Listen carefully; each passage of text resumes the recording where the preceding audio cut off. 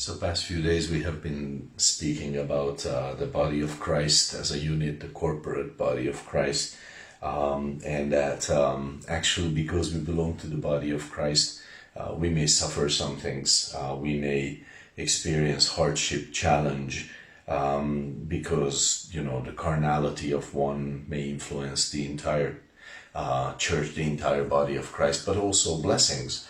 The faithfulness, the hope, the encouragement, the joy of one influences all of us. Actually, we saw this in Joshua's story with Israel, because the carnality of one influenced all of Israel terribly, and Achan's sin had influenced the whole of Israel. And this is similar to how the body of Christ functions. Actually, in the New Testament, Paul says in 2 Corinthians 11, he says, "Who is weak, and I am not weak? Who is offended, and I burn not?"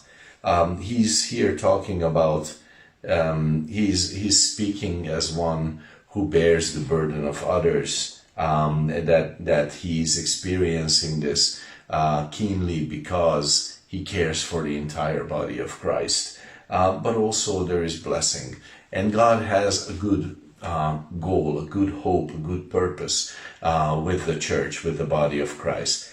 When we see Israel enter in Joshua 3:17 into the promised land, then it's telling us something, because God's purpose with Israel wasn't that they would remain in Egypt, in the world. God's purpose wasn't that they would die in the wilderness. God would not. His purpose wasn't to really give up on them. His purpose was to bring them in to the promised land, and this is similar to how we are. God intends to bring in the church into His promises. And one of those great promises is the faith rest, actually. The writer of Hebrews speaks about this in connection with Israel and how they could not go in at first. And he says in Hebrews 4:3, "For we which have believed do enter into rest, as he said." And then in verse 6, "Seeing therefore it remains that some must enter therein." There is a rest, and God is saying, well, someone must enter into my rest. And this is where He wants to take us in as believers. God's purpose for us is not death. God's purpose for us is not that He would lose us.